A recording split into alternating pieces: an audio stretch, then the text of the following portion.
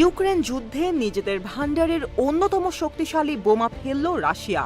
সম্প্রতি Donetsk people's রিপাবলিকে ইউক্রেনের একটি অস্ত্র গুদামে ফেলা হয় এই বোমা।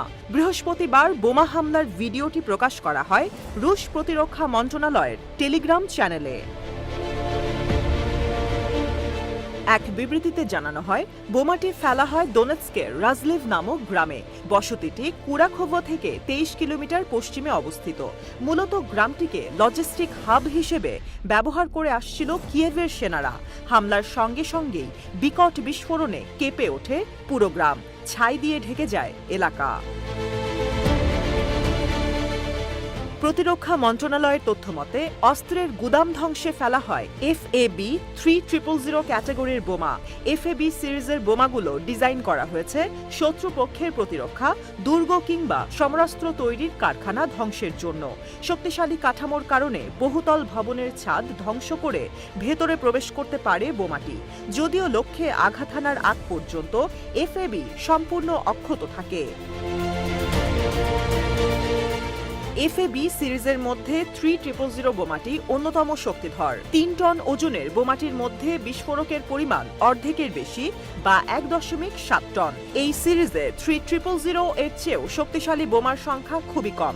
চলতি বছর রাশিয়ার সামরিক বাহিনী universal correction and guidance module ব্যবহারের মাধ্যমে বড় বোমা তৈরি শুরু করে।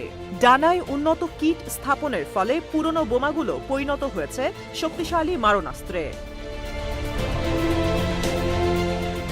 প্রাথমিকভাবে universal correction and guidance module ব্যবহার করা হতো FAB 250 কিংবা FAB 500 ক্যাটাগরির বোমায়।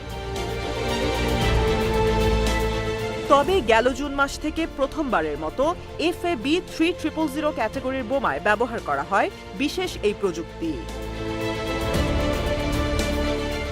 ভিডিও প্রকাশের পাশাপাশি দোনেৎস্কের শহর উগলেদার জয়ের খবর জানিয়েছে রুশ প্রতিরক্ষা মন্ত্রণালয়। বহুতল ভবন বেষ্টিত কৌশলগত গুরুত্বপূর্ণ শহরটি অবস্থিত রাজলিভ থেকে 40 কিলোমিটার দক্ষিণ পূর্বে। উগলেদার দখলের জন্য বেশ কয়েকবার সংঘর্ষ হয়েছে কিয়েভ ও মস্কোর সেনাদের মধ্যে। এদিকে রাশিয়ার ক্রমাগত হামলায় কার্যত অচল হয়ে পড়েছে দোনেৎস্কের উত্তরাঞ্চলের পানি সরবরাহ ব্যবস্থা। দোনেৎস্কের আঞ্চলিক সামরিক প্রশাসক ভ্যাডিম ফিলাশকিন জানান, আর্টিলারি শেলের আঘাতে ক্ষতিগ্রস্ত হয়েছে পানি সরবরাহ ব্যবস্থার 2টি স্থাপনা। কারিগরি সক্ষমতা না থাকায় শীঘ্রই পানি সরবরাহ চালু করা সম্ভব নয় বলে জানিয়েছেন ফিলাশকিন। স্লোভিয়ান্স্ক, ক্রামাতোরস্ক, দ্রুস্কিভকা ও কনস্টিয়ান্টিনেভকা সহ কয়েকটি শহরে 2,60,000-এর বেশি মানুষ নির্ভর করত এই পানি সরবরাহ ব্যবস্থার উপর।